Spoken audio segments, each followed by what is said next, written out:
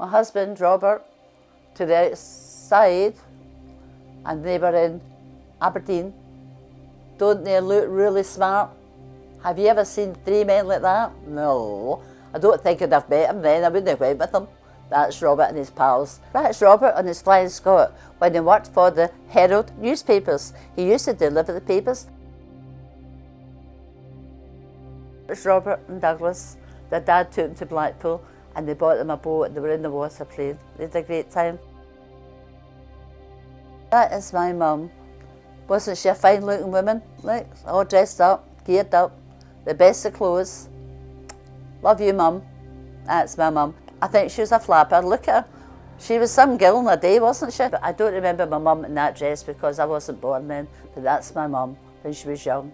Oh, that brings back memories. That's me and Robert, our wedding day. Granny McWatt, Donald, Alan, oh my mum. My mum's sitting beside me. And my best maid, Betty Wilson, and my brother, Gordon. That was a lovely day. That really was a nice day. Loved it. We were all happy and young. That brings back memories. That's my mum, my sister, and Joyce, elder. And we were at Mulgai Zoo. I loved that. I really loved that day. It's my mother on the left, and Mrs. Wright across the road, at the Women's Guild at Bubs's Church. That just brings memories of 23 Clyde Street, Clydebank. That's my mum holding Stuart as a baby, Gordon beside her, Douglas and Robert and Audrey. Now, I don't know, this is many, many years ago before I was even born, but that is my dad's at school when he's a wee boy. And look at them in their clothes. That's a long, I must be about 1920 or 1915. It's a long time ago. But my dad's at the back. He died when I was 3, and he was 27. So I really never knew my dad. But he used to throw sweeties into us when he was going a long distance journey. That's the only thing I can remember. My great-gran and great-grandpa are both buried here, and their name was Geoffrey. Their daughter married my great-grandfather. And she was the daughter of a big house, and he was a coach driver. And because he was a coach driver, she was disowned. That brings back lots of good memories. That's my husband Robert and our baby Robert. He must be about 6 months there. And my Auntie Nancy from Australia and my mum. My mum's to the outside. And that's down at Largs again. Why? We like Largs because my mother loved Largs.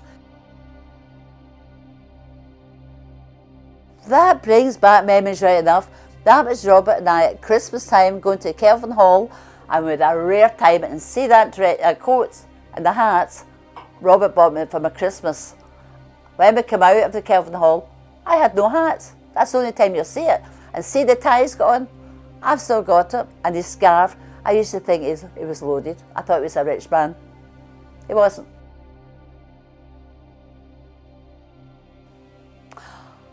That's Douglas. That's Douglas in Spain.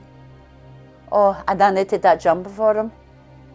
I hope I'm right. Say yes, it is Douglas. When he went with his big brother Robert to Spain, and Douglas, the tent, and Douglas, the big guy, was frightened. And Robert calmed him down. You're all right. Nobody will adopt us. Cheers! Cheers! Cheers! Oh, that's the Kelvin Grove Park. I remember that well because I used to meet Robert up there, and that is Robert, my husband, when he was a wee boy. I think and they called him Robbie Broadbelly because he had a wee fat tummy, and that's what they called him. And he lived in Anderson.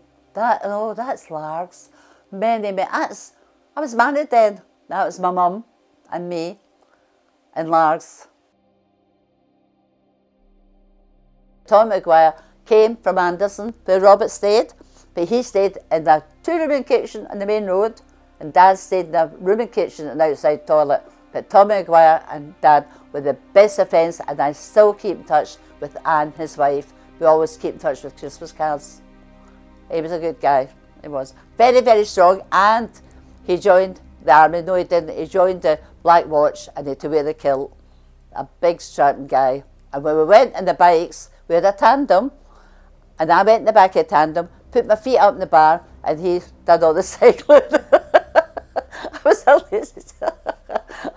And also, we went up north, right?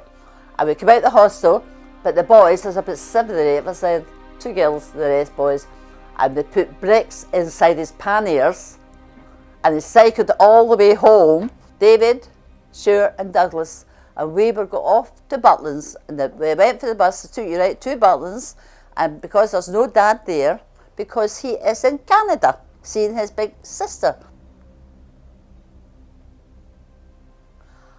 Oh, again, that's tune. That is tune again. And that's me at the right side, my sister and our friend called Hazel. Oh, I have to go a wee bit there. That is Robert's christening, and that's 23 Clyde Street, and that's his cot there, and we're all at the table having a dinner after he was christened. And these days, when you took the baby to the church to be christened in his robe, you always had a christening piece, and it was like 2 biscuits with a half crown between them. And because it was a boy, he gave it to the first lady you met. If it was a girl, it was a boy, and that's his christening. That's the first christening. That's Robert as a baby. That's 23 Clyde Street again, and that was our wee room and kitchen and toilet, and that's us. We're scared to say I can get that picture taken. 23 Clyde Street, well, first of all, when we got married, we lived in a flat at George's Cross, and then we got a dad's £4.10 for a key for a house in Nuneaton Street in Bridgeton, and my mum didn't like us living in Bridgeton because she said it was a good area. So we got a house in Clyde Street. My Uncle Angus got it for us, 23 Clyde Street, and we were top flat, and we were very happy. That was a great. We were the first one in the close of hot water because my dad bought a geyser and plugged it all in, and we had hot water, and nobody else had hot water but us. And then we were the first one in the close because we got a phone in. We got a phone in when you were born, so we could phone home when I was in the hospital. Robert went to school in Elgin Street School. We used to take him to school, and then he was such a big boy. For 5, he was a big boy. And then when I went to my mother down at Scotstoun, he knew to come down out of school and go on the bus, told him the number of the bus, and I would collect him at Victoria Drive and go round to my mum. And then when we moved to Faifley, we showed him the number of the bus, took him down a couple of times, and then I could put him in the bus. He knew what to do, and when he came out at 3 o'clock, crossed with the lollipop lady and got the bus back home, and I met him. Before we had a car, he had a moped, and he used to give young Robert, who was 3, he used to give him a wee jaunt up and down the street in it, and by accident he touched the motor, the heat, and it burnt his leg. Not badly, just a wee touch. I says, and then he bought Robert a 2-wheeler bike. I remember Douglas and Clyde Street. I think he was only about 2.5, and Auntie Mamie had bought him a great big teddy, and he went out to play with it, and somebody took it off him, and that was the last of a teddy. And then we had it was only a room and kitchen, but in the room, it was a big, big room. We had a double bed and the cot. So when Douglas got older, he had to have a bed. So what we've done, I wanted bunk beds. I was desperate for bunk beds, but Dad didn't believe in hire purchase. When Auntie May came down, we took Douglas to the dancing first of all. He was learning to dance. And then we took Auntie May and I went up to the cooperative. I showed her the bunk beds I wanted, ranch style. They were the best. And she talked to Robert. She says, look, Robert, I've got to have bunk beds. So we got the bunk beds, out came the double bed, bunk beds went in, cot at the other side, and we were all happy. Well, Stuart was only a baby in Clyde Street when we got a house in Faifley. And I always remember Uncle Alan had a wee minivan, and they moved all our stuff, well, some of our stuff up to Faifley. But Stuart was only a baby, so he was in his pram. So he was only a baby. He doesn't even remember Clyde Street. Douglas was just born, just a wee tiny thing, and I bumped his pram down. It was all pure white and all beautiful and clean. And I said to Robert, now you stay beside the pram till I bring the baby down. And when I went down with the baby, who was sitting in the pram was Robert, because it was his pram. And he wanted, that was his pram, he wanted in it. Anyway, we took him out and took Robert up the stairs, gave him a row for dirting my pram, and then we come back down the stairs. But when Robert was about 4, or it could have been 5, beside the school, there's a great big playing ground, football pitch, and there was a tunnel. And they came back one day, his pal says, look at all the money I've got, lots of pennies. And I says, where did you get that money? The men were under the bridge playing toss halfpenny, and somebody shouted, police. So they all ran away, so they brought all the money home. Yeah, we got a flat in Judge's Cross. There was 1, 2, 3, 4 up, and then in the attic. We happened to be in the attic. But I polished the floor and we sorted the furniture. It's a lovely wee place. I came home from work one day and I looked up and Dad was out on the roof. He's put an area in because he'd bought a wee wireless. And I come up the stair. But the wee kitchenette, the wee cold bunker in it, and I always remember to this day, Dad shouted, Nancy, Nancy, quick. And I ran through. I said, what's wrong? He says, there's a mouse. And he started up in the chair. I had to chase the mouse away. That was my big brave husband. And then I come home from work one day at my mum's house, and Nancy, Robert's awful, awful sick. And I said, what's wrong with him? He ate fish on a Monday. He never ate fish on a Monday. He ate fish. And she said, I think you should go home. So we got on the tram car home. I was sick, come off. Got another one home, he was sick. Then we got a taxi home. So we went up the stairs and he went to bed and he was sick. And I says, Robert, he says, what? I says, you'll have to empty the pill yourself because I can't empty it. I had to phone for the doctor the next morning, and he was whisked to the infirmary right away, or else his appendix was a burst. And I gave him a hot water bottle. But he didn't drink then. I'd have had a whiskey. I could have killed him. And that was our first house in Faifley. Top flat again. Why do I always get top flat? Top flat, 4th apartment. Yeah, we were happy. It was a happy house. A lot of walk them. Used to bump the pram down with the baby in it to put him outside, but usually I left him out in the veranda while he was sleeping. It was good. The kids all grew up and they all enjoyed it. Robert, they all played outside and they started to argue and everything like that, and they were just young. Robert would come up the stair, go into his room and start drawing birds or playing with his soldiers and all that. He didn't like fighting. But we being the top flat, I had to wash the stairs and we put a curtain at the window.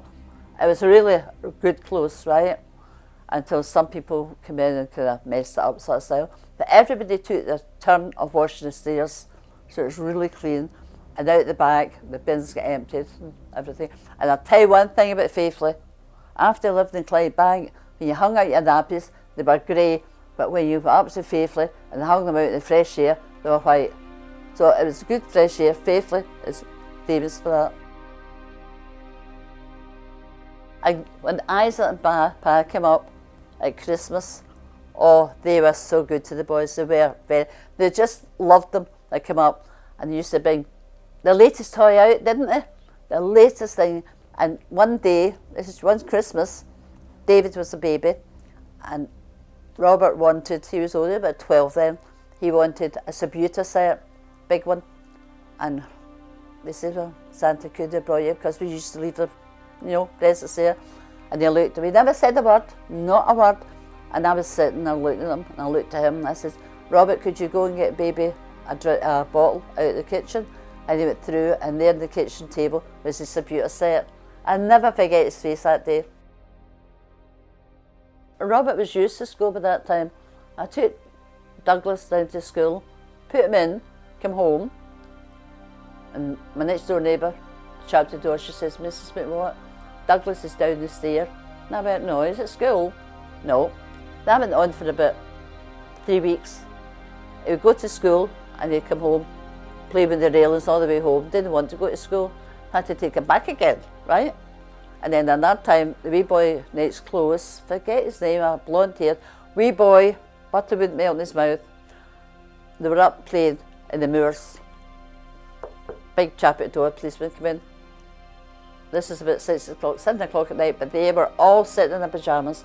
And I said, that's Douglas McWatt, And they came in and looked, he says, oh, they're ready for bed. I says, they're all ready for bed, why? He says, well, they're up at the farm and they're chasing the hens and the ducks or something. And I says, Douglas, and he looked at me, he says, I never touched anything. And then the policeman came back again, he says, no, he says, it's a wee boy next close. He says, I've been up 3 times and his mother's at a bingo every night. He said, no, he says, the farmer told us it wasn't that wee boy, it was the other one. And I says, that's all right. But he was warned not to come up there again and shoot it down. Funny how these things come back, aren't they? And Douglas, Dad bought Douglas a Flying Scot bicycle. He did. And Douglas, keen in cycling, he bought him that bike from across the nets, brought it upstairs, left it, and it poured a rain this day. It was outside. I mean, I'm up the top flat, and I took the baby away, got some shopping in, just the shops, came back, no footprints or anything, no wet footprints, and the bicycle gone. But we knew where it had gone, couldn't do anything about it. Douglas was only about 12, and he joined the cadets, Navy cadets, and they wouldn't let me touch his uniform. He pressed, because you don't have a crease down the middle, in the sides, and he pressed that and he fixed all his uniform himself, went away down to the cadets, and Dad and I went down, so way down in Clydebank, and Dad and I went down, and it was as if there was a boat. You walked into the hall, but it was this bit in the stage, and I said to the wee boy, I said, excuse me, where are the toilets? And he says, it's not, it's the heads, you call it the heads. I went, okay, where are they? That way. And then they whistled you in, they whistled the man out, and I thought, I was so proud of him. And they took him to Rosyth, to the naval place, and they won a cup for swimming. Well, Stuart liked cycling, done his paper run, which came from Robert to Douglas to Stuart, and done his paper run, and yeah, Stuart was okay. He was in the Cubs. Took a sore stomach every Wednesday, don't know what was wrong with him, nothing wrong with him. He just, something about Wednesday he didn't like. He thought it was a teacher, but he wouldn't say it, but he was all right. Make him all the wee jumpers and all that for his action men. They were all over the house. And I hated dolls, and see if one broke, I wouldn't lift it up. I'd lift it up with the shovel and throw it in the box. I hated his action men. And I did work part-time. Worked in Littlewoods pools at the weekend, and the Dad had the boys. That's all I can remember. There's not very much. Did they never had very much accidents, David, did they? Oh, he did. His dad was washing the car. I was at work over in Littlewoods pools, and Dad was washing his car, and the wee boy down the stair from us, and David was only 2 at a time, and the wee boy dropped a big brick in his hand and squashed a finger, right? And the Dad took him into the bath with him and washed him all, and the woman came up. Dad gave the wee boy a right row, and the woman came up and she started screaming at him, and he said, just come into the house and look at my son's finger. And he says, do you not think it was right in getting a row for that? And the next day, Dad had to take him to hospital, and every day I had to go up to York Hill Hospital to get it dressed, and the doctor said to me, Mother, look at his finger. But he says, if I hadn't been on duty, they'd have taken the top of his finger off. It was that bad, but the doctor fixed it all. And to this day, you couldn't cut that nail. It's still sore. David, he won a football. He won a competition in a paper, and I had to take him over to Hampden to collect it. Dad and I took him over to Hampden, and this big important referee signed it and gave him the football. Stuart done the paper run after Robert, because Douglas was a terrible paper boy. Stuart took it. He was really good at it. He made money out of it, and he was there, but I had to sign a cheque, but I never got the money back. I always remember. And then, why? Stuart took up judo, because there's one boy, Faifley Road, gave Hassie, Stuart's pal, a right doing. And David Hazley, it was down at Good and Cheap, David Hazley, oh, that's Bob's boy, and grabbed him, took him in and brought him home. And the next day, Sunday,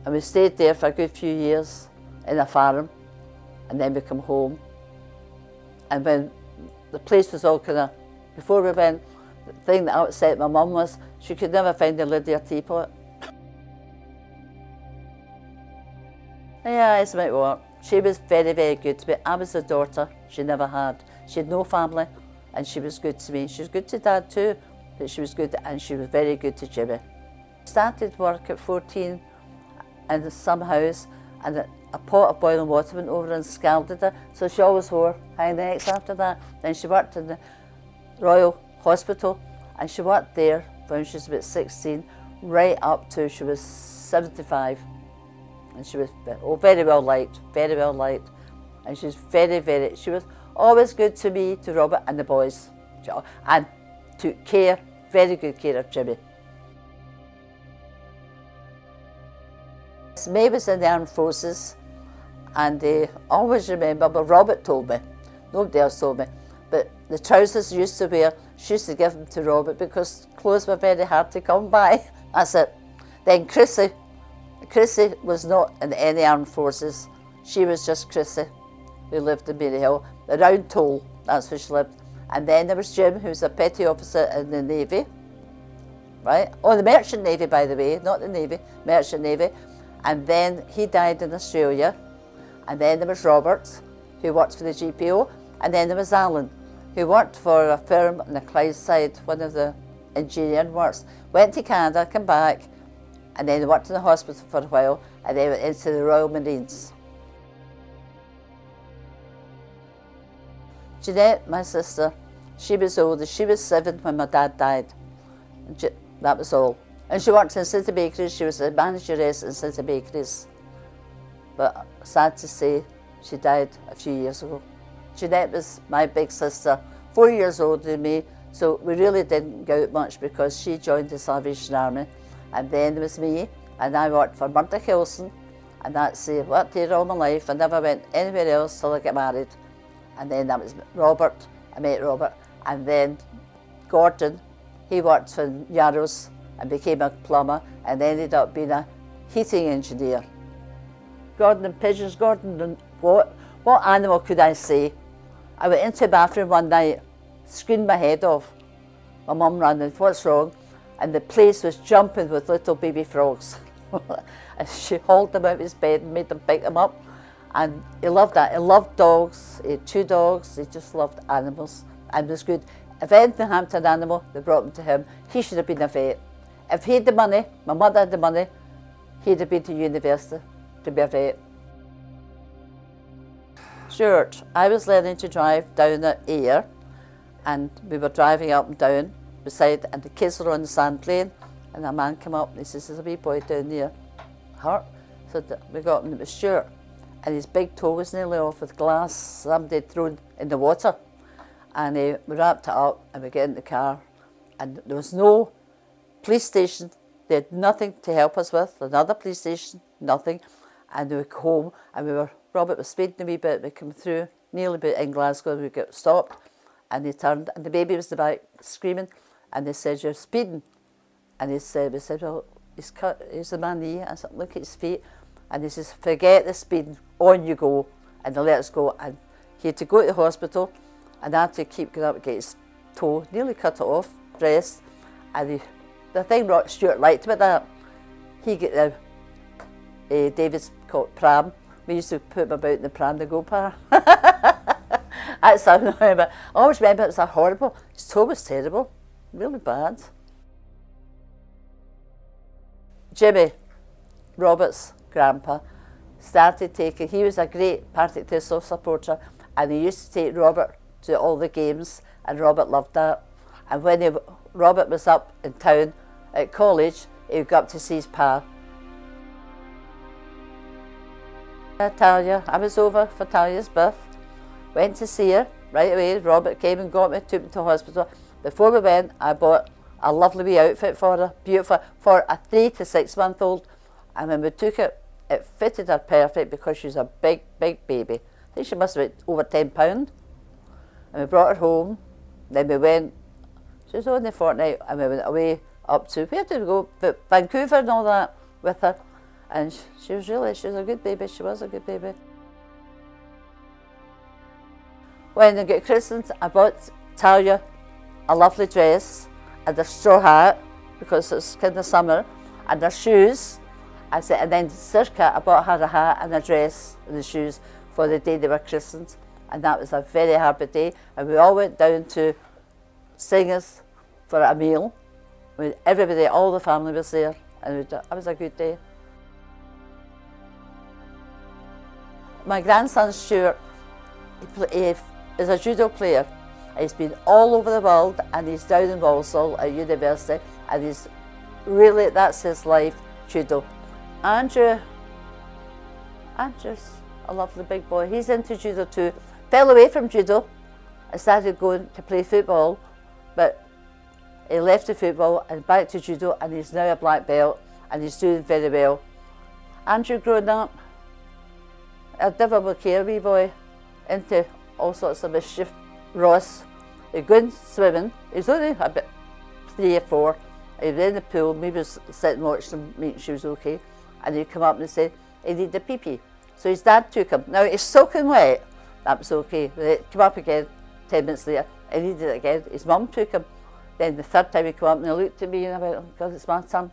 I said, right, come on. So I trailed away, and I thought the water was running out. I'd take him into the toilet to do the toilet.